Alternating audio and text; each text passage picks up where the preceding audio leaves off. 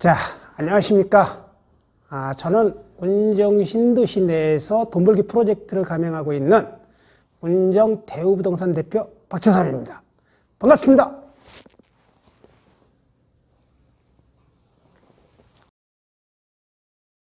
자, 지금 전 세계적으로 코로나 열풍으로 인해 갖고 많은 애로사항이 있는 이 시점에 있습니다. 이 유튜브를 보고 계시는 우리 구독자님들은 뭐 가정에 별 문제 없겠죠? 자, 이 또한 지나가리라. 뭐 마음 걱정되고 또 좋은 결과로 지나가리라 확신합니다. 자, 그러면 이제 본격적으로요. 제가 요번 편은 좀 야심차게 준비를 했어요. 뭐 맨날 야심차게라고 말하는데 아닙니다. 진짜로 야심차게 준비했어요. 이 타이틀이 뭡니까? 운정신도시에서 돈 벌기. 그러면 이거 보시는 분들이 이 퀘션 마크, 의문점을 갖는 게 있어요. 도대체 운정신도시가 어떤 것이고 무엇을 해서 어디에 투자를 해서 돈을 벌라고 자꾸 이렇게 돈을 벌러 오라 이렇게 애걸복걸을 하는지 그걸 잘 모르시겠다고. 그래서 저는 이번에 작심을 하고 나섰습니다. 자, 어쨌든 운정신도시에서 왜 하필이면 그 돈 버는 도시가 운정신도시인지에 대해서 오늘 확실하게 뿌리를 뽑도록 하겠습니다. 자, 그러면 먼저 워밍업 차원에서요. 아직까지도 운정신도시 하면 퀘션마크에 뭐 잘 모르시는 분들이 많을 텐데 일단 살짝 제가 준비한 영상을 통해서 운정신도시를 약간 브리핑을 한 뒤에 본격적으로 왜 하필이면 운정신도시에서 돈을 벌라고 이렇게 외치냐를 갖다가 한번 깊숙이 파헤쳐 보겠습니다. 자, 그럼 일단 가볍게 영상. 서울의 모든 것과 특별함을 누릴 수 있습니다. 서울보다 서울과 더 가까운 당신이 꿈꾸던 주거의 마스터피스. 운정신도시에서는 당신의 운정신도시는 사업비 17조, 일산신도시의 1.2배에 달하는 564만 평의 대지에 인구 25만 명을 수용하는 메모드급 신도시로 서울에서 20km, 일산과 인접한 사통발달의 교통. 2006년 교화지구 준공 후 2009년 운정 1, 2지구 입주, 2014년 운정 3지구 착공으로 대규모 개발이 본격화되고 있으며 인근 출판단지의 활성화, 문발 공단, LG 디스플레이 파주 LCD 산업단지, CJ ENM 컨텐츠 월드, GTX 개통 예정, 서울 문산 간 고속도로 개통 예정, 제2 외곽순환도로 개통 예정 등 교통 개선으로 프리미엄 시티로 성식분, 서울을 대표하는 화려한 상업시설, 탐나는 교육시설, 첨단 미디어 단지, 멋진 문화시설까지 이 모두가 한데 모인 곳에 30분 내로 도달할 수 있습니다. 일산, 김포, 문산, 인천 등 이웃 도시의 주요 시설로 이동할 때도 단 30분이면 충분합니다. 수도권 광역급행철도가 완공되면 파주 운정신도시에서 서울 등남로까지 단 20분대에 이동할 수 있게 됩니다. 지하철로 1시간 20분 이상 소요되던 이동시간이 4분의 1로 크게 줄어들고 파주 운정신도시는 1시간대 생활권으로 편리해집니다. 수도권 광역급행철도를 통해 파주 운정신도시의 경쟁력이 한층 더 높아집니다.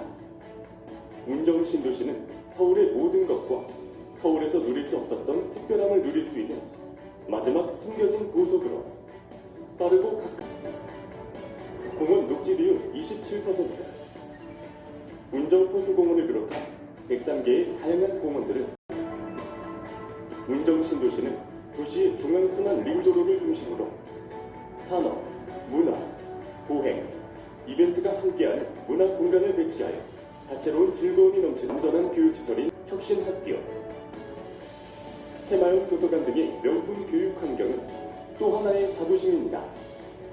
파주 출판단지, 헤이리 예술마을, 영어마을, 황희선생 유적지와 킨텍스 전시장, 아쿠아 플래닛, 어린이 박물관 등 인접한 문화시설과 시너지를 이루어 타 도시의 서울과 거리를 좁힌 GTX역을 중심으로 한 최적의 입지 조건을 지녔음에도 타 신도시 대비 저렴한 가격에 광역교통 여건 개선이 더해져 완벽한 거주지 투자 가치가 높은 성장 지역으로 인정받고 있습니다. 사통 발달의 교통 접근성과 함께 장대한 자연, 수준 높은 문화와 교육 인프라를 갖춘 컬처 콤플렉스, 탄탄한 배우 수요와 성장 가능성으로 하루가 다르게 발전하고 있는 운정 신도시.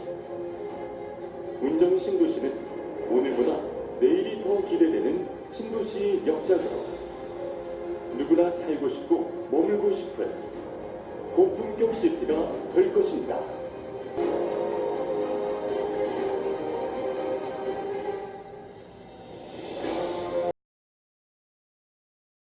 자, 이렇게 개략적이지만 영상 잘 보셨나요? 예. 제가 이거 제작한 영상은 아니지만, 운정 신도시를 홍보하기 위해 누군가가 제작해 놓은 건데, 제가 한번 살짝 가져다가, 자, 지금, 운정 신도시에 대해서 일단 개략적으로 영상을 통해서, 그런 곳이구나. 하지만, 한편으로는 뭐예요? 그런 곳이지 뭐. 이거 아닙니까? 그래서 지금부터는 이거 갖고는 안 되겠다 싶어갖고 제가 조금 더 디테일하게 운정 신도시란 것이 어떤 것이고 또 운정 신도시에 도대체 어떻게 와서 무엇을 해서 돈을 벌게 되는지를 갖다가 좀 더 디테일하게 한번 파헤쳐 보도록 하겠습니다. 그런데 말입니다. 제가 이 전편에 제가 운정 신도시에서 돈 벌기 위해서는 몇 가지 조건을 갖춰야 된다 그랬는데 혹시 기억들 하세요? 네? 물론 기억을 못 하신다고요. 네, 이해합니다. 그래서 다시금 복습을 하는 차원에서 제가 다시 한번 짚어나가도록 하겠습니다. 자, 운정 신도시뿐만 아니라 우리가 살아가면서 돈 벌기 위한 방법에는 다 이게 적용이 되는 거니까 다시 한번 복습 차원에서 보시기 바랍니다. 자, 돈을 벌기 위한 첫 번째 어떤 대상 물건에 대한 정확한 안목이 있어야 된다. 이 안목 안에는 반드시 정보가 수반된다. 두 번째 요인. 두 번째 요인은 과연 뭘까요? 두 번째 요인은 아무리 안목이 있어도 이것 돈이 없으면 안 된다. 결국 자본입니다. 자, 그 다음에 세 번째 조건. 이제 안목도 있고 돈도 구비됐다면 국가의 정책입니다. 그다음에 마지막 네 번째는 뭔가요? 네, 맞습니다. 바로 아무리 1, 2, 3번의 조건을 충족시킨다 그래도요, 이 네 번째 개개인의 자신의 재수가 없으면 결국은 성공할 수 없다. 어쨌든 이렇게 해서 사위일체가 됐을 때, 사합이 들었을 때 바로 돈이라는 것이 내 품에 안겨 들어옵니다. 자, 제가 왜 이런 말을 했냐면요. 지금 운정 신도시 내에서 돈을 벌기 위한 그 수단과 방법도 똑같다는 겁니다. 이 틀에서 벗어나질 않아요. 자, 그 중에서 제가 오늘 좀 강조하고픈 그 내용이 있어요. 그것이 뭐냐면 대상 물건에 대한 안목, 그러니까 정보를 통한 안목이 충분히 확보가 됐고 자본도 어느 정도 갖고 있어요. 그런데 세 번째 조건이 충족지 않다면 다 허사합니다. 세 번째 조건, 정책. 그래서 이 정책적인 부분에 대해서 먼저 조금 더 깊게 한번 짚어보고 그 다음 수순으로 넘어갈. 이 정부에 대한 그 정책사항을 갖다 먼저 알아야 되겠죠. 자, 현재 누가 운영권을 쥐고 있느냐. 그 현재 운영권을 쥐고 있는 그 남은 임기 내에 그분의 그 정확한 마인드를 알아야 된다는 겁니다. 조금 더 나가서는 과연 그 바톤을 이어받은 다음 차기 정부에 누가, 그 다음에 이 정책 자체가 어떻게 수반이 될까까지도 미리 예측을 해갖고 지금 투자 전략을 세워야 된다는 겁니다. 자, 그러면 현재 문재인 대통령이 집권을 하고 있는데요. 그렇다면 과연 우리 문 대통령 마인드, 그러니까 그 문 대통령님의 그 머릿속에는 어떤 마인드로 남은 전국을 꾸려나갈까? 이거 미리 한번 짚어봐야 됩니다. 앞으로 남은 집권 동안에 문재인 대통령이 죽었다 깨나도 목에 칼을 들이대도 절대로 바꾸지 않을 그런 전략, 아니 정책 두 가지가 있는 거는 알고 계세요? 뭐 다른 전략 정책이 굉장히 많은데 그중에서 죽었다 깨라도 이거만큼은 안 변하고 임기까지 아마 이 정책은 버티고 가겠다. 자, 한번 같이 고민해 봐. 저는 첫 번째 그 정책이요, 바로 대북 정책이에요. 이 북한에 관한 이 통일 정책, 대북 정책은 아마 문 대통령이 옛날에 참모 시절부터 지금까지 그리고 앞으로 죽을 때까지 바뀌지 않는 게 이 대북 사업, 대북 정책이에요. 통일이라는 이 두 글자를 아마 영원히 머릿속에서 지우질 못할. 그 다음에 두 번째 정책. 두 번째는 뭐가 있을까요? 바로 부동산에 관한 정책이에요.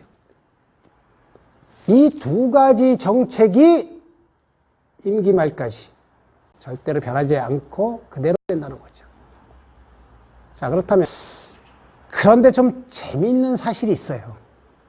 그것이 뭐냐면요, 공교롭게도 이 두 가지 정책, 대북하고 부동산하고 이 정책하고 니코로 바로 맞아떨어지는 도시가 있는데 그 도시가 바로 운정 신도시가 돼요. 아니 그러면은 그 좁혀졌다고 해서 운정 신도시가 하면 돈을 버냐고요? 절대로 안 그렇죠. 하지만 공교롭게도 두 가지가 겹쳐졌다는데 일단 의미를 두고요. 그 다음에 이제 본격적으로 지금서부터 이제 한번 왜 운정 신도시에만 되는지 이제는 부동산 정책적인 면에서 한번 깊게 한번 들어가 보겠습니다. 자, 지금 현재 이 코로나 열풍으로 인해 갖고는 지금 온 나라가 꽁꽁 묶여 있죠. 그런데 그에 못지않게 묶여 있는 게 또 뭐예요? 바로 부동산이에요. 진짜 어떻게 보면 저는 업자 입장으로 봤을 때는 심각해요. 하지만 심각하다고 해서 이대로 손 놓고 있을 수는 없는 거죠. 그래서 나름대로 이렇게 이제 연구를 하는데 부동산 정책으로 인해서 가장 최근까지는 9.13 정책으로 인해 갖고 좀 비틀거렸어요. 작년 12월 16일 12.16 대책 이렇게 해서 메가톤급 핵펀치를 갖다 그냥 팡 날려버렸습니다. 그 투기지역하고 투기과열지역, 그 다음에 조금 더 나가서 조정대상 지역까지 비틀비틀 지금 난리가 났습니다. 한마디로 말해서 거의 초토화가 됐다고 봐도 과언이 아닙니다. 자, 지금 현 정국이 이런 와중에 이 코로나와 이 2월의 한파와 그 다음에 부동산 대책으로 인해서 삼박자가 튀어들어가는 바람에 온 전국이 꽁꽁 얼어붙어 갖고 숨 쉴 틈이 없습니다. 자, 그런데 다들 이게 힘들고 어렵고 그 다음에 대책이 없다고 그렇게 말할 때, 즉 위기는 곧 기회인 그런 또 다른 품목이 있어요. 결국 수지 맞고 대박 터진 그 업종이 하나 있었는데 바로 마스크 사업입니다. 그럼 부동산에서도 마찬가지라는 거죠. 서울을 묶어갖고 서울에 집중 포화를 날려갖고 서울을 잡겠다. 그렇게 했을 때는 반드시 반사이익을 얻는 곳이 있다는 거죠. 자, 그러면은 일단은 반사이익이 얻는 곳을 갖다가 뒤로 하고요. 12.16 그 부동산 대책이 과연 어떤지에 대해서 한번 살펴보고 다음 부분을 논하도록 하겠습니다. 16 그 부동산 대책의 주요 글자가 뭡니까? 물론 하도 귀에 들어서 조금 관심 가진 분들은 대충 알고 계시지만 다시 한번 복습 차원에서 또 한번 말씀드릴게요. 12.16 부동산 대책의 핵심 골자는 총 4가지 정도로 압축시키면 돼요. 자, 그 첫 번째가 대출 규제 정책이에요. 이것을 보고 이제 우리가 LTV라 그러는데 이 LTV, 부동산 이 규제 정책을 갖다 지금 강력하게 내놨다는 겁니다. 그것이 바로 투기 지역이나 투기 과열 지역. 뭐 서울의 96%라 그래요, 이제. 이 투기나 투기 과열 지역 내에 집을 하나 살 때, 이 대출을 받을 때 종전에 40%의 융자를 해줬어요. 그런데 12.16 그 부동산 대책 그 이후에는 그것을 절반으로 뚝 40에서 20%로 확 줄였습니다. 자, 9억 넘어가는 그 아파트가 그 20% 대출을 갖다가 해줘갖고 나머지 현찰 갖고 사야 되는데 가능할까요? 그 다음에 더 강한 그 핵펀치는, 더 강한 펀치는요, 이렇게 극한된 게 아니라 15억 초과되는 아파트에 대해서는 아예 대출 자체를 못 해준다. 그냥 뭐가 그냥 확 졸라갖고 현찰 갖고 살아. 12.16 부동산 가장 주요 골자는 이 은행 돈줄을 갖다가 막고 돈줄을 갖다가 끊어버리겠다. 니네들이 한번 서울에 한번 투자를 하고 돈을 벌려면 벌어봐라. 야심차게 내는. 그 다음에 두 번째 주요 골자는 지금 좋다 이거예요. 그렇게 해서 어떻게 해서 샀다 그래. 뭐 내가 뭐 저기 지하에 짱 박아놓은 돈을 갖다 끄집었든지 아니면. 그런데 두 번째는 니들이 산 거로 끝난 게 아니라는 거죠. 그럼 뭐냐고요? 자, 이제는 니들이 보유를 하고 있는 그 가지고 있는 동안에 한번 니들이 쉽게 갖고서 그걸 갖고 돈을 벌 수 있는 기회를 주나 한번 봐라. 사갖고 보유하고 있는 동안에 보유세를 갖다 대폭 강화를 시켜버렸어요. 요번에 집중적으로 때려버린 게, 보유세를 강화시킨 게요, 이 종합부동산세를 갖다 강력하게 강화시켰어요.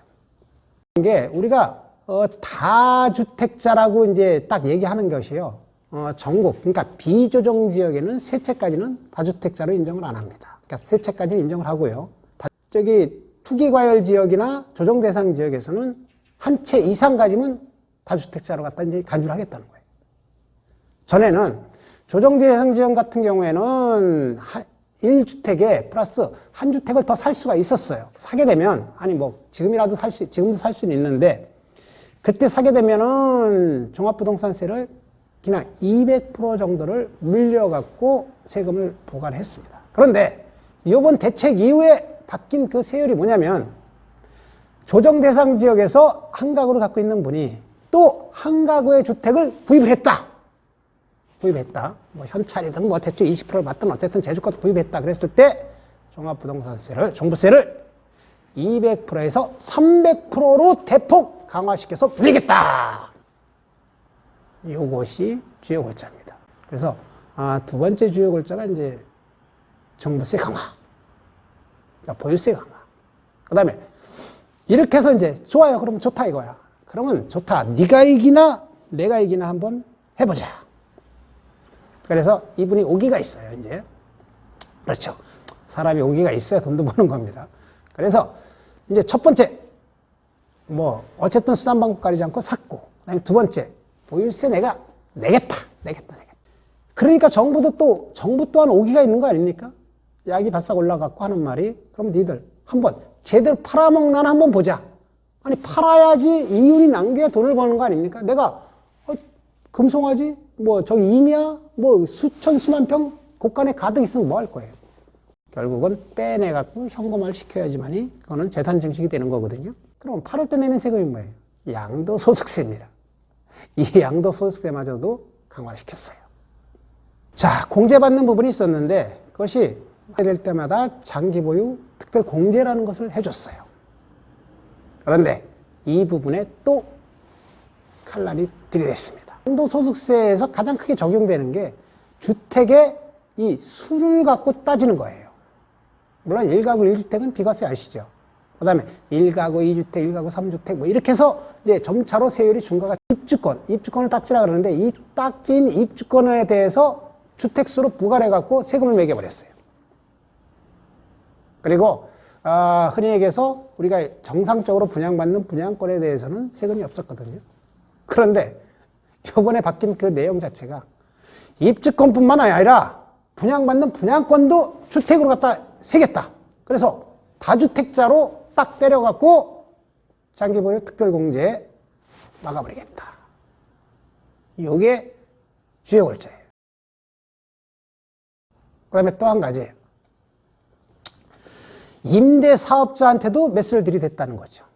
자, 임대사업자 지금 뭐 국가에서 이제 정부에서 이제 엄청스럽게 지금 강화를 시켰는데요. 다들 웬만하면 좋은 말 할 때 임대사업자 신고해갖고, 투명하게 돈 벌어먹어라. 이건데, 그 임대사업자가 지금도 이제 그 자격 중에 하나가, 그러니까 임대사업자를 등록을 하고, 그 다음에 8년이 지나면 세금을 뭐, 감면해 주겠다. 이 정책이었는데, 전에는 이 8년이라는 숫자 안에 내가 보유만 하면 돼요. 보유만 하면 뭐야? 그냥 사갖고 그냥 다 임대놓고 그냥 나는 사갖고 보유만 하고 있으면은 8년만 지나면은 세금을 이제 없도록 만들어줬는데, 이번에 바뀐 내용은 그 8년 보유 중에 죄송합니다만은 2년 동안은 꼭 들어가서 사십시오. 거주를 하세요. 이 조건을 걸었어요. 자, 그 다음에 이제 네 번째 조건을 해갖고는 이제 청약 조건 자체를 이제 강화시켰어요. 뭐 여러 가지 조건 중에서 이 청약 통장을 갖다 활용하는 방법이 이제 제일인데, 물론 내가 많은 횟수를 갖다가 붓고 어떠한 진짜 우여곡절 끝에 그걸 갖고 와서 소중하게 집 한 채를 분양을 받는 거는 인정을 해요. 하지만 이것을 기회를 한 사람이 기회를 몇 번씩 가져간다는 거는 어떻게 보면 불공평하거든요. 그래서 내가 한번 청약에 당첨이 됐을 때 다시 한번 이제 기회를 주는 것이 재당첨이라 그러는데, 이 재당첨 기간을 갖다가 강화시켰어요. 지금 현재 도심권의 재당첨 기간은 5년인데 이것을 더블인 2배인 10년으로 늘렸고요. 그 다음에 그 외 지역이 3년인데 7년으로 더블 플러스 알파를 갖다 적용시켜 갖고 재당첨 기간을 엄청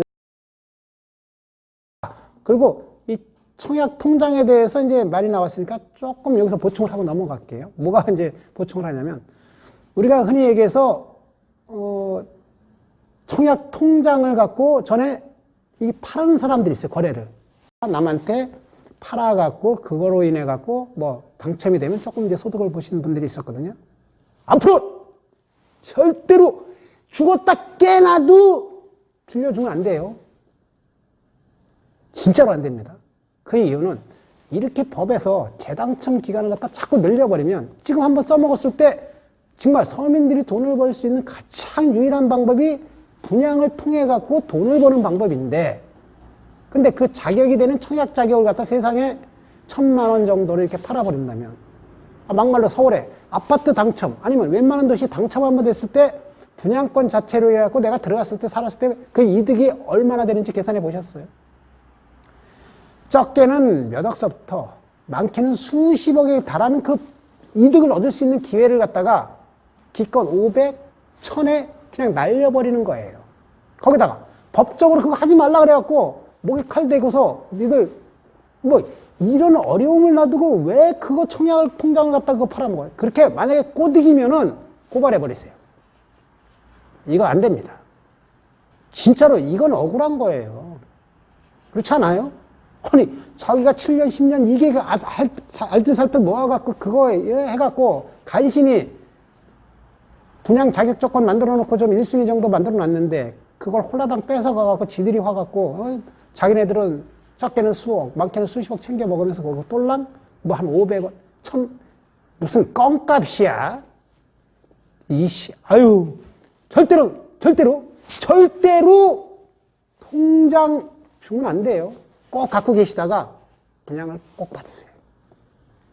그럼 돈이 없는데 분양 받는 곳에 내가 뜻이 있는 곳에 길이 있나니 돈 갖고 돈이 흘러넘쳐 갖고 내가 주택을 장만하는 사람이 몇이나 돼요.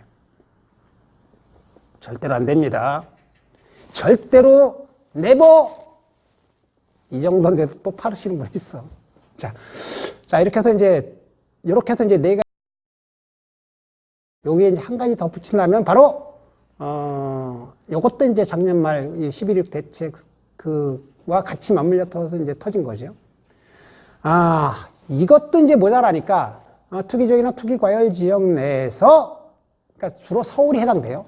이 투기과열 지역 내에서 아파트 분양을 하는데 공용이 아니라 이제 민영 개발을 할 때 얘기해요. 민영 개발을 분양을 할 때 분양가 상한제를 도입을 해갖고 그 금액 이상을 갖다가 못 받게 하겠다. 참. 아니 이거 분양업자들이나 이 건축업자들한테 이거 죽으라는 얘기입니다. 죽으라는 얘기야. 그들은 지금 땅을 하나 만들어 놓고서 여기저기 만들어 놓고서 지금 재개발이니 재건축이니 해갖고 뭔가 결국은 이 돈을 만들어내려고 지금 막 고심하고 막 그랬는데 아니 이게 그것을 분양가 상한제를 해갖고 그 금액 이상 받으면 안 된다. 너희들 죽인다. 참 돌아버립니다. 자, 그러는 바람에 이제 발칵 뒤집혔어요. 발칵. 난리 났습니다, 지금. 그래서 아마 이제 현재 이제 이 건축 관련된 이 분양업자들이나 시행사들 그 입장에서는 아마 다들 숨죽이고 지금 다 지금 기회만 싹싹 보고 있어요. 서울권이죠. 이 서울에 분양가 상한제를 도입하면은 공급업자들은 다 죽는다. 그래서 할 수 있는 유일한 방법은 하나뿐이다. 그 한 가지 방법이 뭐냐? 여기에서 이제 끊었는데요. 그 한 가지 방법이 바로